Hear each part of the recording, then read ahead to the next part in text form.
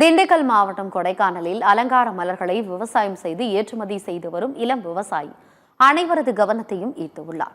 இது தொடர்பாக அவரிடம் எமது செய்தியாளர் செல்வராஜ் நிகழ்த்திய கலந்துரையாடலை பார்க்கலாம். மலைகளின் இளவரசி என அழைக்கப்படும் கொடைக்கானல் மலை பிரதேசமாக இருக்கக்கூடிய நிலையில் கொடைக்கானல் மேல்மலை மற்றும் கீழ்மலை கிராமங்களில் விவசாயம் மட்டுமே பிரதான தொழிலாக செய்து வருகின்றனர். கொடைக்கானல் மலை கிராமங்களில் நூக்கல், பீட்ரூட்டு, முட்டைக்கோசு, முள்ளங்கி போன்ற காய்கறிகள் விவசாயம் செய்யக்கூடிய நிலையில் பல வருடங்களாக விவசாயிகள் பெரும் நஷ்டம் அடைந்து வருகின்றனர். இந்த நிலையில் கொடைக்கானலில் 5 வருடத்திற்கு முன்பாக அருண் பிரகாஷ் என்னும் ஒரு இளைஞர் விவசாயத்தை கையில் எடுத்துக்கொண்டு விவசாயம் செய்யும் பொழுது பெரும் நஷ்டம் ஏற்பட்டது. அதன் பிறகாக அவர் அலங்கார பூக்களையும் செடிகளையும் விவசாயம் செய்து அறுவடை செய்து தற்போது அதில் அதிக லாபம் ஈட்டி வருகிறார். தற்போது அருண் பிரகாஷ் நம்முடன் இருக்கிறார். அவர் கூறுவதை நாம் கேட்கலாம். வணக்கம் சார், என் பேர் அருண் பிரகாஷ். நம்ம 5 வருஷமா விவசாயம் பண்ணிட்டு இருக்கோம். 5 வருஷத்துக்கு முன்னாடி நம்ம காய்கறி விவசாயம் பண்ணோம். நம்ம கிழங்கு, கேரட்டு, முள்ளங்கி இந்த மாதிரி விவசாயங்கள் பண்ணிட்டு இருந்தோம். ஆனால் அதில் பெரிய லாபம்லாம் ஒன்றும் கிடைக்கல. இப்போ நம்ம அங்கே வியாபாரிகள் மதுரை இந்த மாதிரி மார்க்கெட்டில் கேட்குறப்ப முள்ளங்கி 40 ரூபா போகுது, பீட்ரூட் 40 ரூபா போகுதுன்னு சொல்லுவாங்க. ஆனால் நம்ம உற்பத்தி பண்ணதுக்கப்புறம் இன்னைக்கு ரேட்டு 7 ரூபா 8 ரூபான்னு. நம்ம என்ன பண்றோன்னு இதில் சம்பளத்துக்கு கூட அது கட்டுப்படி ஆகாதனால அதை நாங்கள் அப்படியே உரத்துக்கே விட்டுருவோம். அதாவது நாங்கள் கட் பண்ணவே மாட்டோம். ஏன்னா ஏற்று கூலி, இறக்க கூலி அது எதுக்குமே கட் ஆகாது.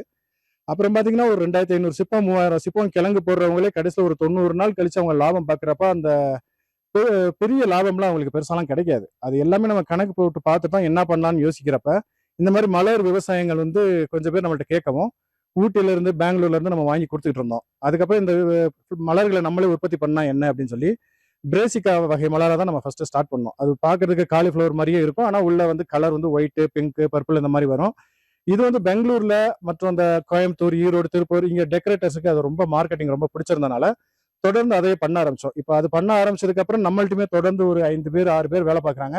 தினசரி அவங்களுக்கு ஊதியம் கொடுக்கறதுக்கும் நம்ம லாபம் ஈட்டுறதுக்கும் அது ஓரளவு நல்லா இருக்கு.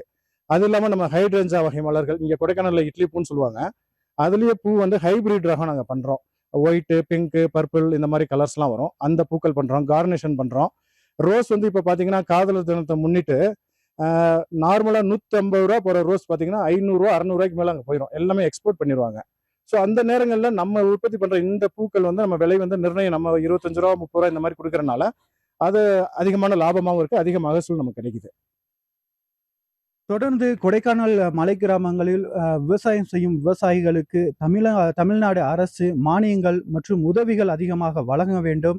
விவசாயம் செய்யக்கூடிய இந்த மலை கிராம மக்களை மேலும் ஊக்குவிக்க வேண்டும் என்பதே அருண் பிரகாஷ் போன்ற இளைஞர்களின் கோரிக்கையாக இருந்து வருகிறது. சத்தியம் செய்திகளுக்காக கொடைக்கானலிலிருந்து செல்வராஜ்.